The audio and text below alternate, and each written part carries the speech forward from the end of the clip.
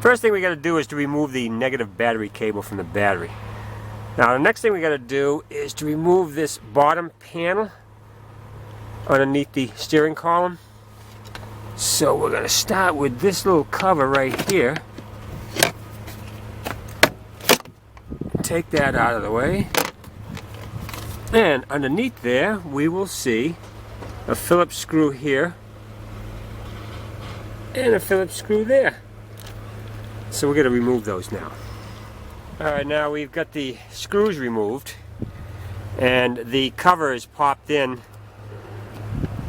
by these little push pieces, and I'm sure yours won't come out that easy.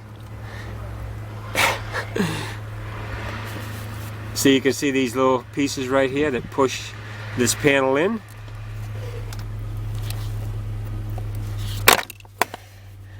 Alright, we got that. Alright, we're going to remove this connector right here.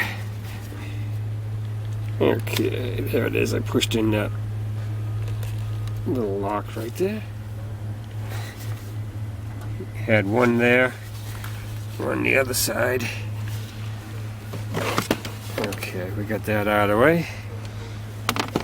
Now we got to remove our column covers here. And underneath here, we got this little Phillips head screw. So we're going to remove that one now. Alright, we're going to separate our covers here.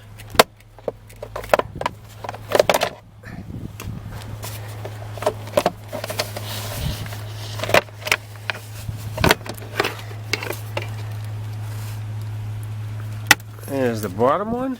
Now to remove the top cover, these Subarus, they like to screw it down for some reason. Can you see that one right there? Now after you remove the screws in the front, there's another one back here. They hide that. And they don't want that cover falling off, I guess. Alright, so we're going to remove that now. Alright, we removed all our screws. Finally.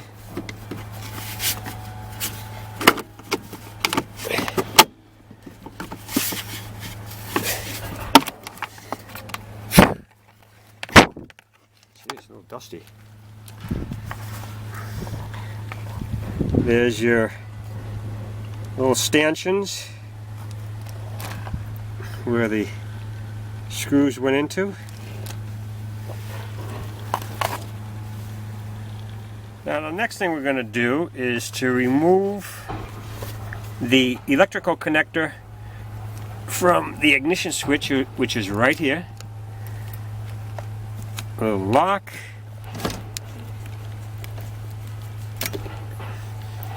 Okay, got that out of the way.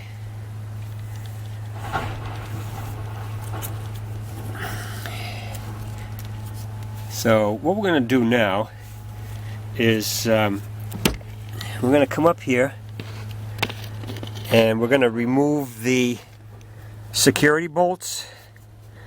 There they are.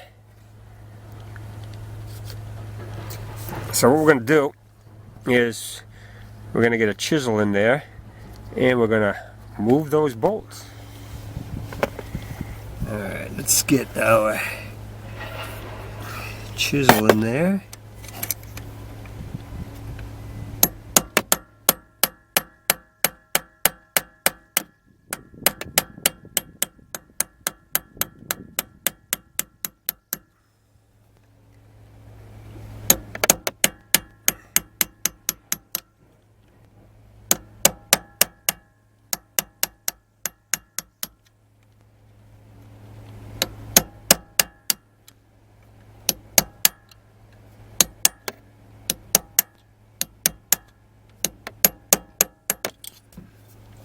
Okay, I think we got that loose.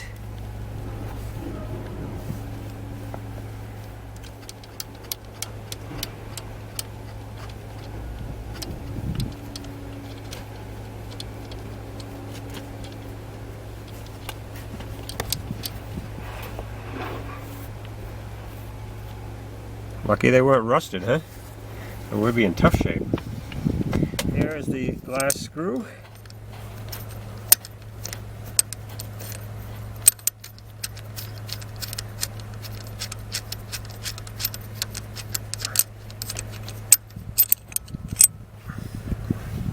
There we go. Next thing we're going to do is to remove this electrical connector right here. Get that out of the way. Next thing we're going to do is to remove this bracket right here. Here is a Phillips head screw right here. And there is one right here. So we're going to remove those screws right now. Next thing we're going to do is to remove this electrical connector right here.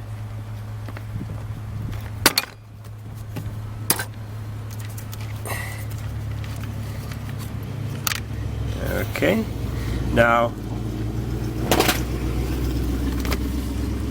this bracket that we took the 2 screws out won't come out till we get the screw on the other side.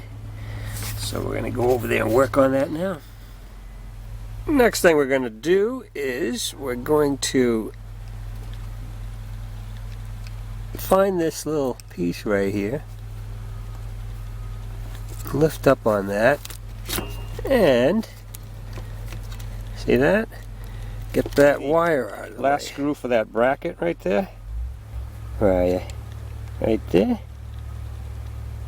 Right there. So we're going to remove that now. Alright, I just removed that last screw. And there is that bracket.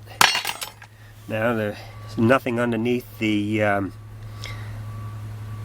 ignition lock cylinder housing to give us any problem now. Now right here on the lock cylinder side, we have these 2 connectors right here we got to remove. This black one right here and this white one. So we're going to remove those now. Alright, we got everything disconnected. And here comes our lock cylinder and housing.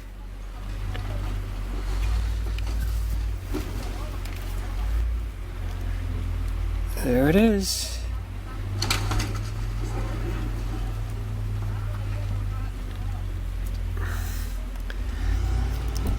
Quite a few wires on that, huh?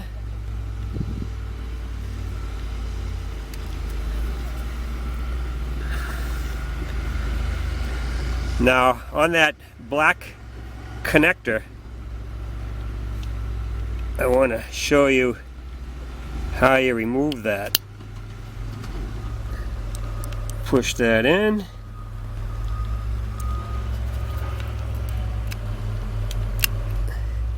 And that removes that connector. It's kind of hard to get to and you can't quite see it.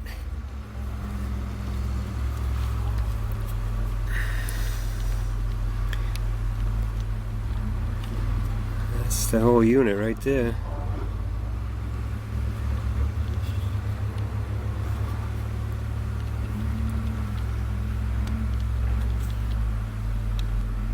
Okay, so that's all there is to removing a ignition lock cylinder and housing from your Subaru Forester.